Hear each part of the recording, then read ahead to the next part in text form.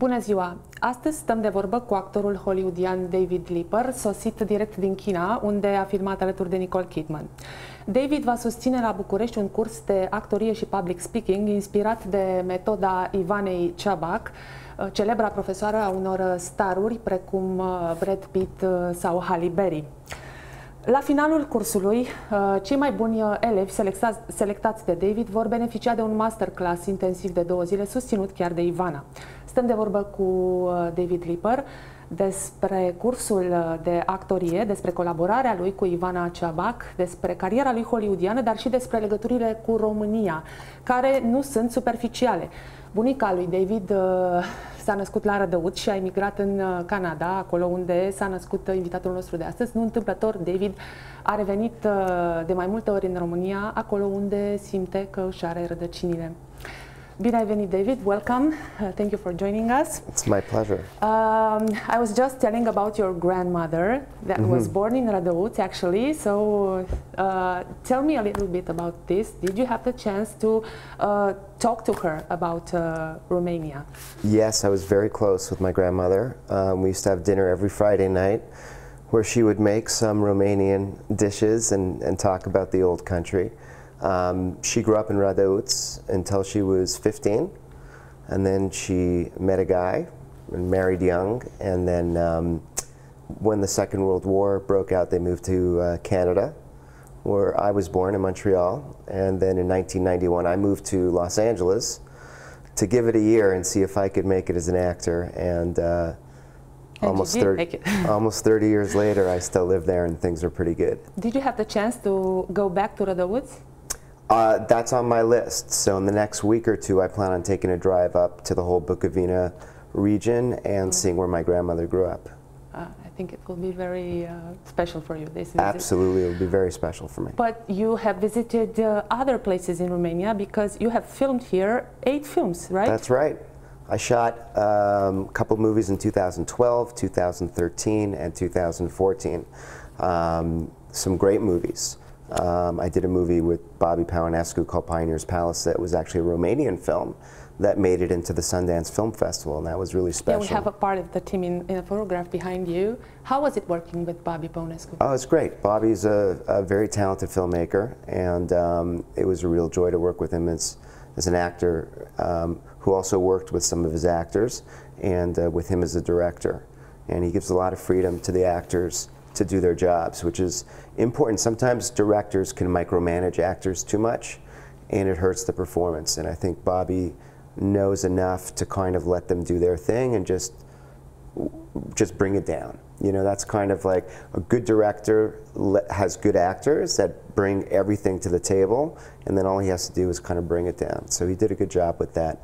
I also worked with Julia Nachmani, who did a movie called Love by Design, and I coached her on her performance in that film, and I also had a good part in the movie. You know, it's interesting you say that, because Julia is not actually, she doesn't have much experience as an actress. So I was wondering, how was it for you, this challenge, to work with someone? It was amazing. I like taking an actor who has little experience, where they don't have bad habits, and I can teach them properly from the beginning.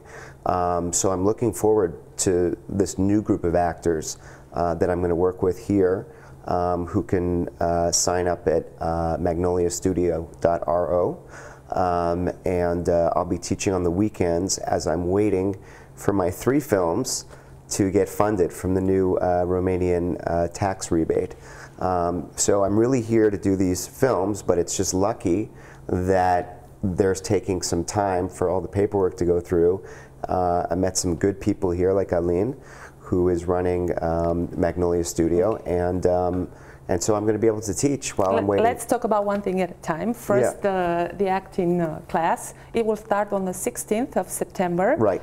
And it's not, you can still apply for that if you want to. So as far as I know, there's still some slots left. See us now if they are willing to learn. And it's important to say that it's not only about acting, it's also about public speaking and about overcoming your fears. And it's about, it's a lesson that will help them in their business as well. Well, Ivanei wrote this book, which I happen to have here, called The Power of the Actor.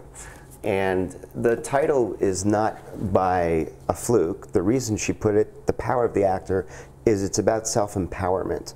So one of the things I've noticed with Romanian actors and Romanian people in general is they're very negative. They say what's wrong with the buildings, and they say what's wrong with the government, they say what's wrong with the people. And yet they're not really focusing on the solution, which is here's what we need to do to get what we want, to get what we need. So this is a very effective technique, not just for actors, but I think for the people. And the last group of students that I worked with here saw a tremendous change in their lives because they started to look at things from a positive point of view. It's like a motivational class for the everyday life. Absolutely. You know, it's just a mind shift of stop focusing on the negative and making negative choices, start focusing on the positive and making positive choices. And this is going to help you in everything from everyday life to public speaking. Certainly, it's going to help anybody who's got issues with being in front of people and speaking. They'll certainly get a lot better by doing scenes in class. And certainly it's going to help people who want to speak in English. I had students who said, I can't do it, I can't speak English. And by the end of the first month, their English was perfect, you know, so there's a lot of levels of learning, but at the end of the day, this is an acting class for actors, and if other people can benefit from it, great. My priority is to find the best new actors and get them working in Hollywood films. But let me understand this. There is room only for 50 students? Right. So you will select among the people who apply for your... Correct. And based on what criteria? We're going to take the best choices that we have. And then from those people, I'm going to pick the best 16 to work with Ivanei Chubbuck when she comes in December. So Ivana herself is going to come, and she's asked me to select the best 16 students.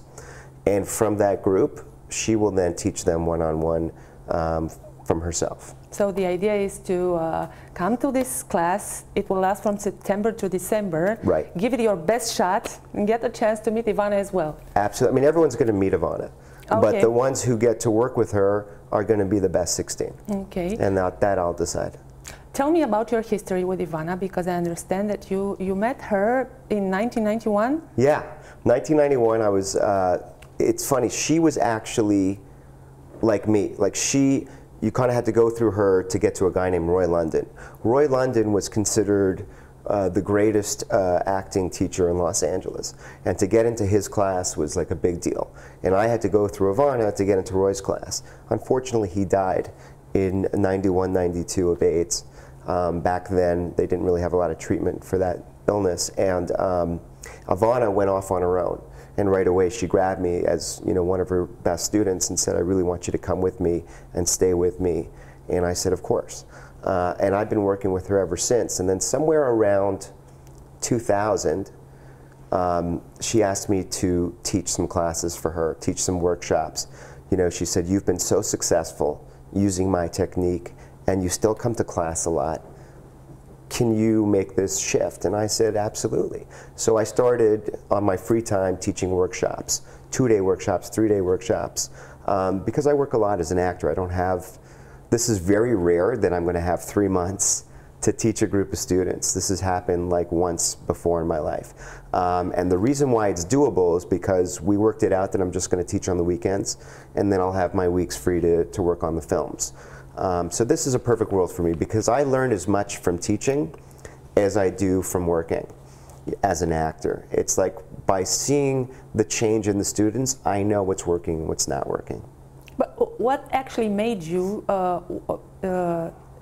wanting to do this? Because you could have been just a great actor, but you also like to teach, and that's different. Teaching is not for everybody. You're right, and most teachers don't act. Ivana doesn't act. Yeah. Roy London didn't act. Margie Haber doesn't act. Howard Fine doesn't act. All the great teachers in LA don't act. So I'm a very rare breed of teacher because I'm an actor first. So this is rare that I have the opportunity to come and teach. So why do I do it? Exactly what I just said. I benefit from it. First off, I get joy in seeing the growth of other people. That's just who I am.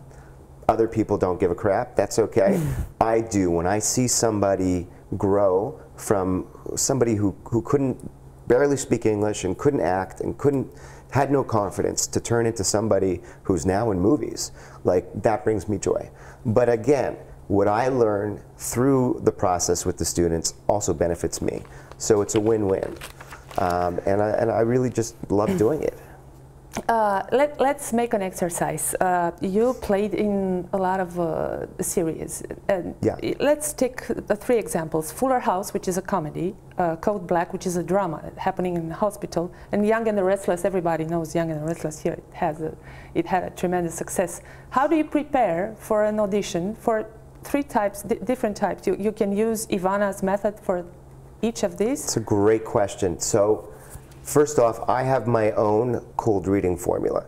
So one of the reasons Ivana asked me to teach is because she said, I don't offer an audition class. I don't teach that because she doesn't audition. But you are one of those actors who books off auditions all the time. Can you have a focus on that at my studio?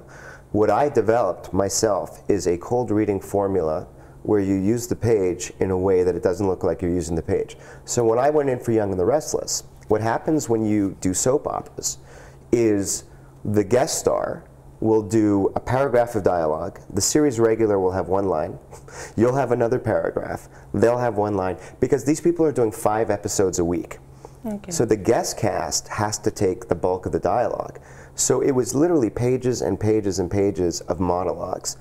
And all the actors that got called in for this role got the call the morning of and said, you need to be there in 2 hours. So all the other actors were sitting there trying to memorize these lines and not doing their work properly. I just did the work and I knew how to use the page, and they were blown away. I got the part in 5 minutes. They were just like, you were so much better than every other actor we saw.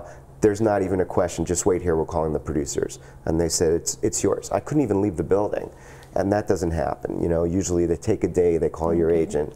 But there was no question. So with soap operas, you have to have the ability to use the page, because there's no way you're going to memorize that much dialogue in a few hours for an audition.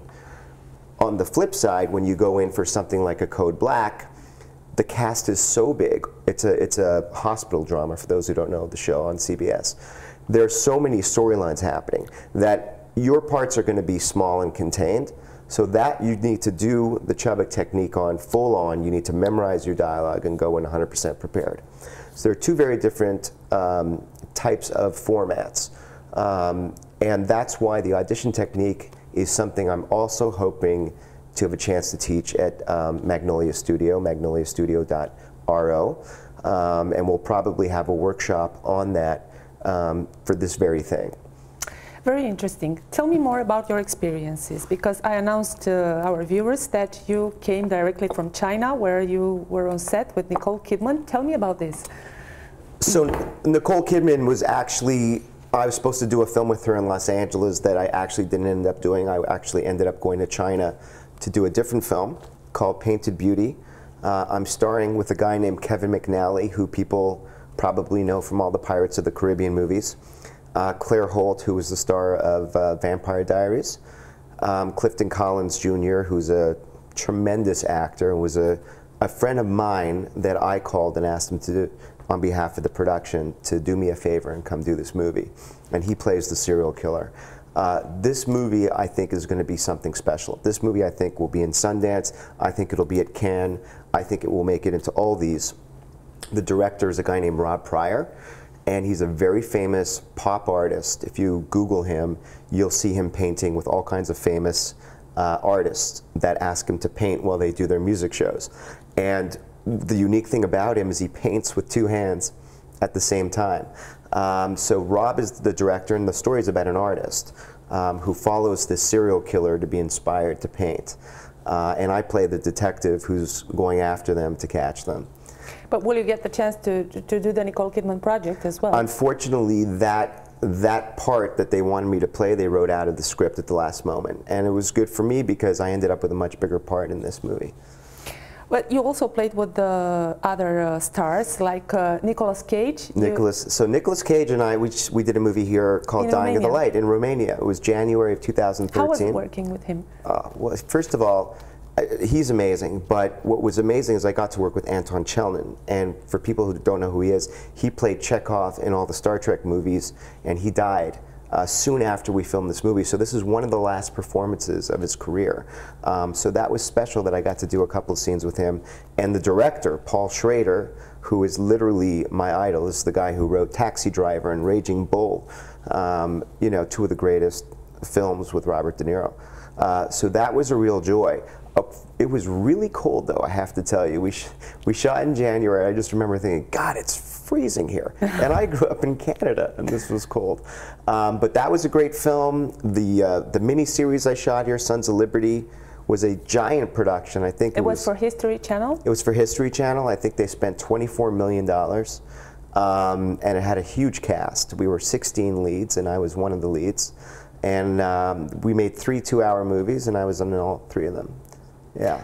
Tell me another encounter with a famous person that left you with a mark, of food for thought, let's say, something that... You know, Vin Diesel it's funny because Vin got very big, and I know Vin from when he was a bouncer at the club. You know, I used to come to the club. He was the guy standing at the door going, Dave, come on in. You know, I watched you on TV. One day I'm going to be a star like you. And it's funny because, you know, you grow up in Hollywood long enough, and I've been in Hollywood since 1991, okay? You meet all kinds of people who say, I'm going to be a star one day, and you go, oh, okay, good luck, buddy.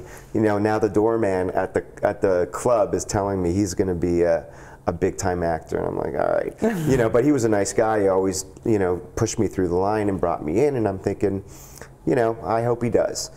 Next thing you know, I'm working on his film called The Pacifier, where he's got the Will Smith trailer, which rents for $10,000 a week. This gigantic... So the Will Smith trailer is famous, I get it, in Hollywood. At least at this time, it was the most famous trailer. It was 2 floors. It was flat-screen TVs everywhere. It was a bar. It was a kitchen. It was a living room. It's like, if you could live in this thing, you should be lucky. And only a few actors, only the actors who got $20 million got that trailer. So there's only like 5 at the time. I think it was Jim Carrey, Stallone, Will Smith, Tom Cruise, and Vin Diesel. Those were the 5. And it got the name because Will Smith once stayed there. But because it was made for Will Smith. That's why he got the name, because he was the first $20 million guy. But he's not using it anymore. It just goes from... I'm sure there's a new, improved trailer that they'll call whatever they're calling it. But the thing about Vin Diesel is, how he got famous, how he got his break, is he didn't sit around waiting for the phone to ring. What he did was he made a short film. And I saw the whole thing happen because I knew the guy, like I said, from when he was a bouncer. And what he did was he went, he got a bunch of friends together, and he shot this short film about him going to auditions, about how he couldn't pigeonhole him as any type. So he read for a black guy, he read for a Cuban guy, a Latino, and then he read for just an American guy. And he was showing how diverse he was as an actor, that he could play any of these roles by playing kind of himself in this short film. The film got into Sundance. Steven Spielberg was at the short selections where they show all the short films, watched the film and said, this guy's a star, get me his agent, I'm putting him in my film. And he put him in the film, Saving Private Ryan. And from that, Vin Diesel became a star. True. Because he didn't sit around waiting for the phone to ring. He was proactive, and he went and he made that short film. He doesn't make that short film, he's still working at the bar. True. You were a teenager when you landed in Hollywood. Did you have any childhood friends that are famous today? I have a childhood friend who is unbelievably successful today in Hollywood. He went to Hollywood 1 year before me, and he actually lived with me for a year, and he was struggling as an actor, and he decided, he said to me, Dave, I'm not making it. I need to make a shift. Again, proactive, not sitting around waiting for the phone to ring. He said, I'm going to go back to school, I'm going to get a film degree.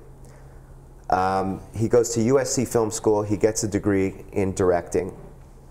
He ends up becoming the director of the Night at the Museum franchise with Ben Stiller. Wow. He made, I won't even tell you how much money on this thing.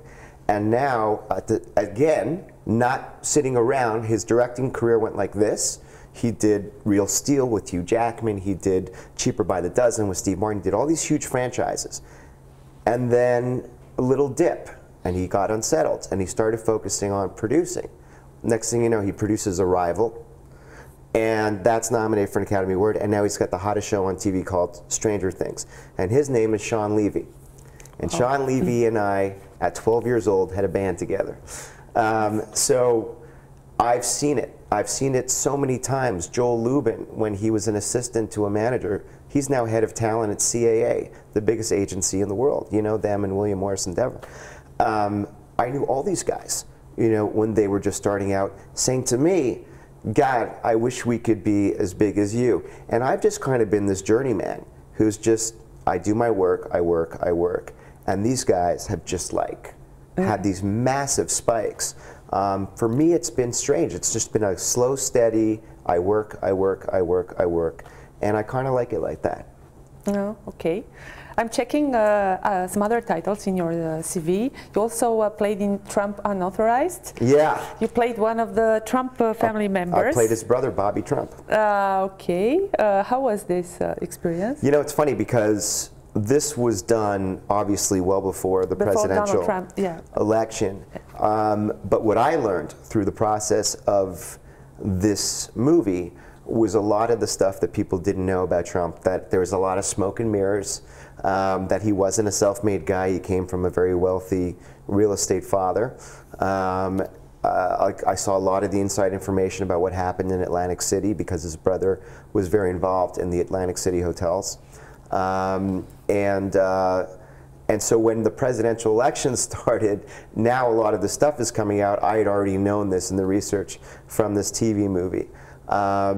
So I think this was like 2005 or 2006 we did that one. It was a while ago, but it was a lot of fun. We made that for ABC.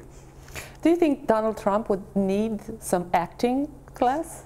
I think Donald Trump is a very good actor. And I think, you know, the thing about Donald Trump is he was blessed to have had this huge run on his show called The Apprentice. And I actually know a lot of the people who were involved with that show. That was a great training ground for him to then be a public speaker and be a guy. When he had those debates, he was ruthless. He was so quick. He was so adept at countering the other candidates. Poor Jeb Bush. I mean, he destroyed the guy. Jeb Bush was supposed to be the candidate. He was the front runner. He had all the money. He had the Bush name. And Donald Trump just started saying, like, hey, Jeb, wake up. You look like you're falling asleep there. Come on. Go back to sleep, Jeb. You know what? This is too much for you. Jeb, go away. And it's just like he was so quick at doing this because he had all this experience on the reality show. So I think that helped him a lot. Yeah, so you're actually telling me that you can fool people being a good actor. Okay. Well, you know, to me, I believe that really good liars are not necessarily good actors. I consider myself an extremely honest and forthright person. And I think that makes me a good actor because when you can see the vulnerability in someone, you can see the honesty in a performance, you see really good acting. I had a girlfriend who was a master compulsive liar, and she was trying to be an actress, and she couldn't make it because nothing was real. Do you know what I'm saying? So being a good liar and being a good actor are not necessarily coexisting at all. Okay.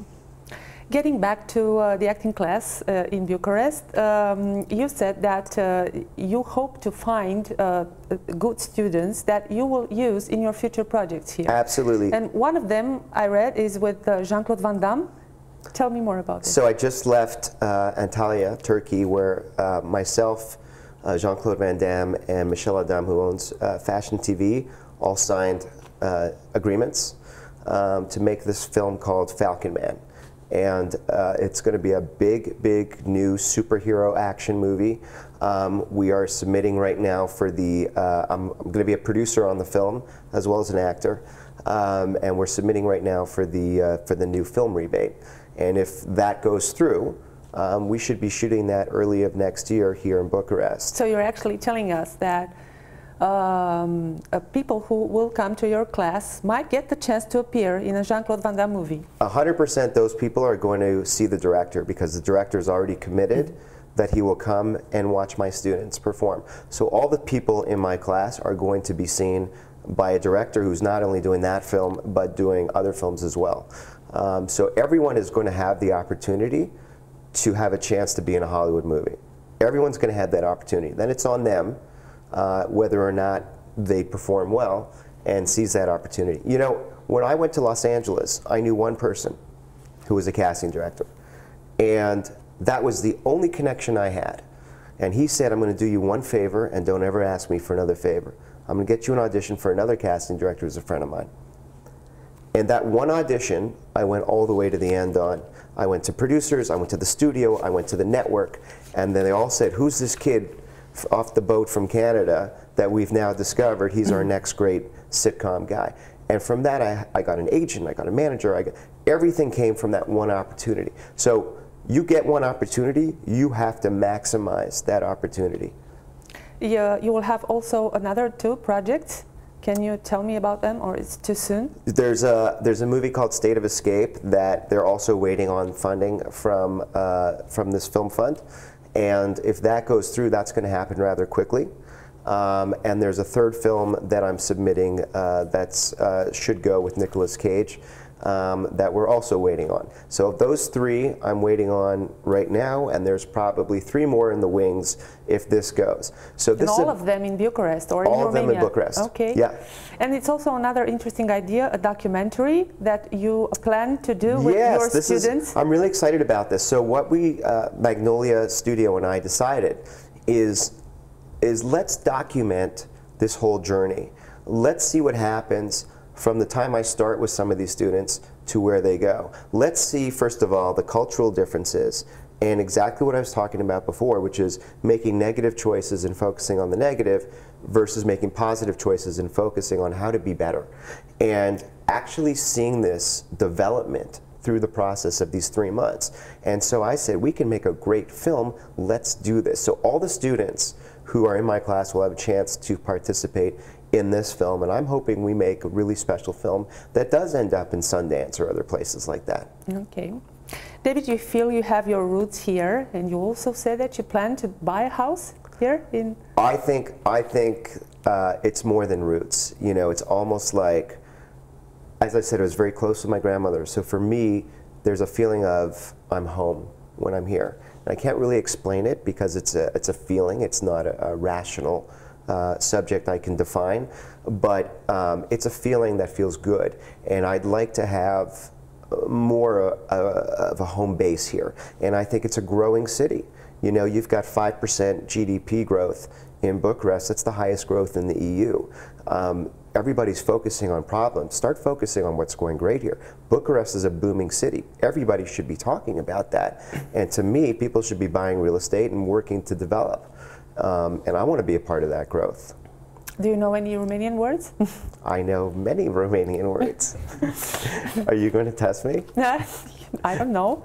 Maybe at the end of the show, you'll say goodbye to our Romanian viewers. I will say la rivedere. Okay, that's nice, but not yet. Not yet. There's another idea. You said that you also plan to find a Romanian wife. Was that a joke? Romanian women are beautiful, right? That's not a joke. The most beautiful women in the world, I think, are here in Romania. I think that's just a fact. Yeah, it would be nice. It would be nice to find a Romanian wife. So what if you find a very, very beautiful girl in your class and you are charmed by her, but she's not that talented? Would you choose her to play in a Hollywood movie? I would choose only the best choices to be in a movie. That's not how I would choose someone to be in a movie. I think the best actor should get the part. Sometimes in our business, and it's not the film, it's the film business, right? So it's a business. So sometimes you have to make compromises as a producer, as a director, as a studio, and say, well, that one looks so perfect for the part. Even though that one's a better actor, this one is has more star quality. You know, that's the times where looks may win out over over the talent. But for me, you know, we find person who has both, you know, the right look and the best talent is the one who should get the job. Okay. I think everything works out just great As for it you should. here in Bucharest. And also, I hope you will find excellent students, Romanian talented students. I'm sure I will. I have no doubts I will. Thank you for being here with us. It's my pleasure. Thank you for having me. Le mulțumesc și celor care ne-au ascultat. Again in Romanian. La rivedere. Și nu uitați, înscrieți-vă la cursul lui David Liper pentru că puteți avea șansa să jucați într-un film hollywoodian. Vă mulțumesc!